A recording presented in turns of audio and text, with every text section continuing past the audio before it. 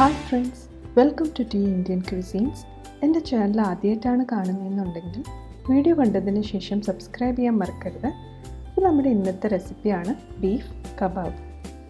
ഇത് വന്നിട്ട് നമുക്കൊരു സ്റ്റാർട്ടറായിട്ടോ അതല്ലാന്നുണ്ടെങ്കിൽ ബർഗറിന് പാറ്റി ആയിട്ടോ ഒക്കെ നമുക്കിത് യൂസ് ചെയ്യാവുന്നതാണ്. അപ്പോൾ നമുക്കിത് എങ്ങനെയാണ് ഉണ്ടാക്കിയെടുക്കുന്നതെന്ന് നോക്കാം. നമുക്കിനി ഇൻഗ്രീഡിയൻസ് നോക്കാം. അപ്പോൾ ഞാനിവിടെ ഒരു 400 ഗ്രാം മിൻസ്ഡ് ബീഫാണ് എടുത്തേക്കുന്നത്. അത് നന്നായിട്ട് കഴുകി അതിൻ്റെ വെള്ളം നന്നായിട്ട് ഊറ്റി കളഞ്ഞെടുത്തിട്ടുണ്ട്. അപ്പോൾ കൂടുതൽ വെള്ളം ഉണ്ടാവരുത്, അല്ലാന്നുണ്ടെങ്കിൽ നമുക്ക് ബൈൻഡ് ചെയ്തെടുക്കാൻ പാടായിരിക്കും. പിന്നെ ഞാൻ കുറച്ച് മല്ലിയിലയും പുതിനയിലയും ചെറുതായിട്ട് ചോപ്പ് ചെയ്തെടുത്തിട്ടുണ്ട്. അപ്പോൾ 2 ഈക്വൽ ക്വാണ്ടിറ്റിയിലാണ് എടുത്തേക്കുന്നത്. പിന്നെ ഇഞ്ചിയും വെളുത്തുള്ളിയും എടുത്തേക്കാണ്. ഒരു 8 വലിയ വെളുത്തുള്ളിയും 2 ഇഞ്ച് ഇഞ്ചിയാണ് എടുത്തേക്കുന്നത്. വലുതായിട്ട് അരിഞ്ഞെടുത്തേക്കാണ്, കാരണം നമ്മളിത് പിന്നീട് ഇത് അരച്ചെടുക്കും. പിന്നെ 2 വലിയ പച്ചമുളക് ചെറുതായിട്ട് അരിഞ്ഞെടുത്തിട്ടുണ്ട്. പിന്നെ ഒരു മീഡിയം സൈസ് സവാള അരിഞ്ഞെടുത്തിട്ടുണ്ട്. ഇത് നമ്മൾ പിന്നീട് അരച്ചെടുക്കും. ഒരു മുട്ട എടുത്തിട്ടുണ്ട്. പിന്നെ 3 ടേബിൾ സ്പൂൺ കടലമാവ്. അപ്പോൾ നമുക്കിനി സ്പൈസസ് എന്തൊക്കെയാണ് വേണ്ടതെന്ന് നോക്കാം. അപ്പോൾ ഞാൻ ഈ ഒരു വലുപ്പത്തിൽ പട്ട എടുത്തിട്ടുണ്ട്. 4 ഏലക്ക, 4 ഗ്രാമ്പു, 1 ടീസ്പൂൺ ജീരകം, 1 ടീസ്പൂൺ മുഴുവൻ കുരുമുളക്, 2 ടീസ്പൂൺ മുഴുവൻ മല്ലി. പിന്നെ ഞാൻ ഒരു 3 വറ്റൽമുളക് എടുത്തിട്ടുണ്ട്. അപ്പോൾ ഞാൻ ഈ റൗണ്ട് ആയിട്ടുള്ളതാണ് എടുത്തേക്കുന്നത്. നീളത്തിലുള്ളത് വേണമെങ്കിലും എടുക്കാം. പിന്നെ നമുക്ക് വേണ്ടത് ആവശ്യത്തിന് ഉപ്പും ഫ്രൈ ചെയ്യാനായിട്ടുള്ള എണ്ണയാണ്.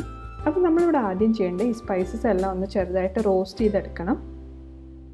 ഞാൻ ഒരു മീഡിയം ഫ്ലെയിമിൽ എല്ലാം ഇട്ട് കൊടുക്കുകയാണ്. അപ്പോൾ നമുക്കിതൊന്ന് ചെറുതായിട്ട് മൂത്ത് വരുന്നത് വരെ റോസ്റ്റ് ചെയ്തെടുക്കാം. തീരെ അങ്ങ് കരിക്കരുത്, ചെറുതായിട്ടൊന്ന് നിറം മാറി നമുക്കൊരു നല്ലൊരു സ്മെല്ല് കിട്ടും. അപ്പോൾ അതുവരെ നമുക്കിതൊന്ന് റോസ്റ്റ് ചെയ്തെടുക്കാം.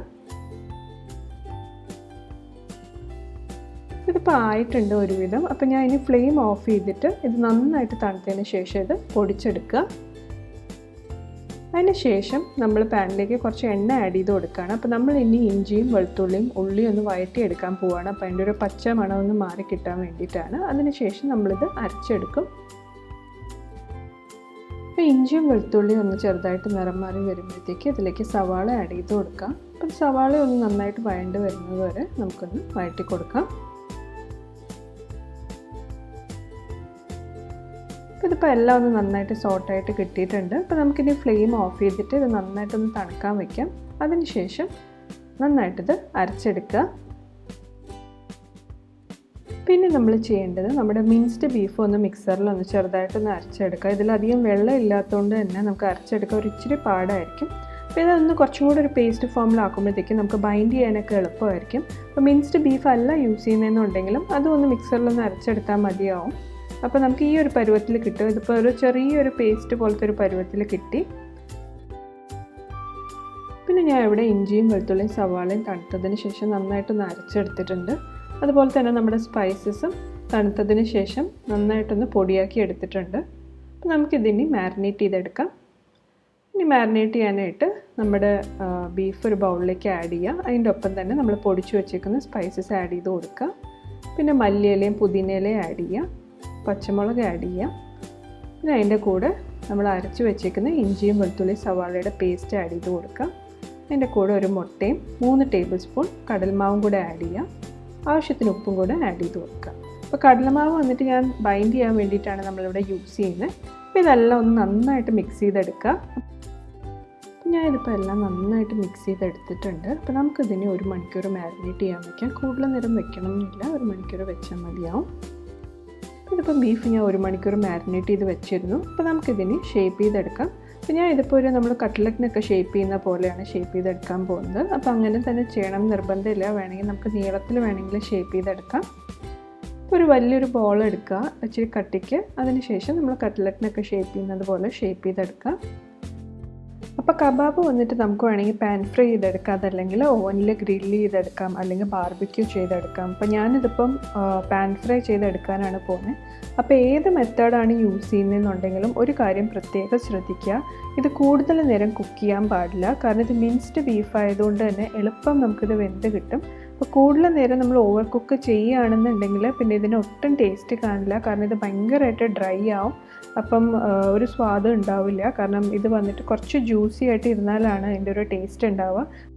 അതുപോലെ തന്നെ നമ്മൾ ഓവനിലൊക്കെ ഗ്രില്ല് ചെയ്യുമ്പോഴത്തേക്കും ഒരു സൈഡ് ഒരു 5-6 മിനിറ്റൊക്കെ ഗ്രില്ല് ചെയ്താൽ മതിയാവും. 2 സൈഡ് നന്നായിട്ട് ഓയിൽ അപ്ലൈ ചെയ്ത് കൊടുത്തതിന് ശേഷം. അപ്പോൾ നമുക്ക് ബാക്കിയുള്ള കബാബ് ഇതുപോലെ തന്നെ ഷേപ്പ് ചെയ്തെടുക്കാം. പിന്നെ നമുക്ക് കബാബ് ഫ്രൈ ചെയ്തെടുക്കാം. അപ്പോൾ ഞാൻ പാനിൽ വളരെ കുറച്ച് ഓയിലാണ് ആഡ് ചെയ്ത് കൊടുക്കുന്നത്.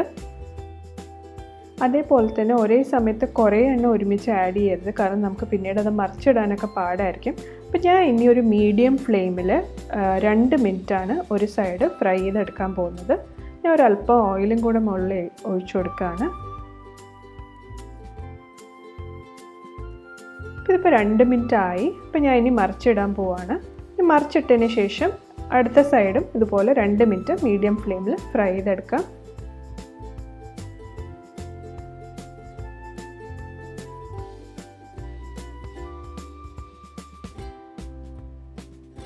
അപ്പോൾ ഞാൻ ഇവിടെ 2 സൈഡും ഈ 2 മിനിറ്റ് വീതം മീഡിയം ഫ്ലെയിമിൽ ഫ്രൈ ചെയ്തെടുത്തു. ഇനി നമുക്ക് ഫ്ലെയിം ലോയിലാക്കാം. ലോയിലാക്കിയതിന് ശേഷം വീണ്ടും നമ്മൾ 2 സൈഡും ഈ 2 മിനിറ്റ് ലോ ഫ്ലെയിമിൽ ഫ്രൈ ചെയ്തെടുക്കാൻ പോവാണ്. അപ്പോൾ മൊത്തം നമ്മൾ 8 മിനിറ്റാണ് കബാബ് ഫ്രൈ ചെയ്യുന്നത്. അതായത് 2 സൈഡും 2 മിനിറ്റ് വീതം മീഡിയം ഫ്ലെയിമിലും 2 സൈഡും 2 മിനിറ്റ് വീതം ലോ ഫ്ലെയിമിലും. അപ്പോൾ ഇതിപ്പോൾ നമ്മുടെ കബാബ് റെഡി ആയിട്ടുണ്ട്. ഞാൻ 8 മിനിറ്റ് ഫ്രൈ ചെയ്തെടുത്തു. അതിനുശേഷം ഫ്ലെയിം ഓഫ് ചെയ്യാം. ഇനി നമുക്കിത് പ്ലേറ്റ് ചെയ്തെടുക്കാം. അപ്പോൾ ഇത് തീർച്ചയായിട്ടും ട്രൈ ചെയ്ത് നോക്കുക. നല്ലൊരു സ്റ്റാർട്ടറാണ്. അതുപോലെ തന്നെ സെർവ് ചെയ്യുന്നതിന് മുന്നേ കുറച്ച് നാരങ്ങ നീരും ചാട്ട് മസാലയും കൂടെ ആഡ് ചെയ്യുകയാണെന്നുണ്ടെങ്കിൽ വളരെ നല്ലൊരു ടേസ്റ്റ് ആയിരിക്കും. അപ്പോൾ ട്രൈ ചെയ്ത് നോക്കിയിട്ട് അഭിപ്രായം പറയുക, കമൻറ്റ് ചെയ്യുക, ഷെയർ ചെയ്യുക. Also please like, subscribe and press the bell icon four regular updates. Thank you for watching.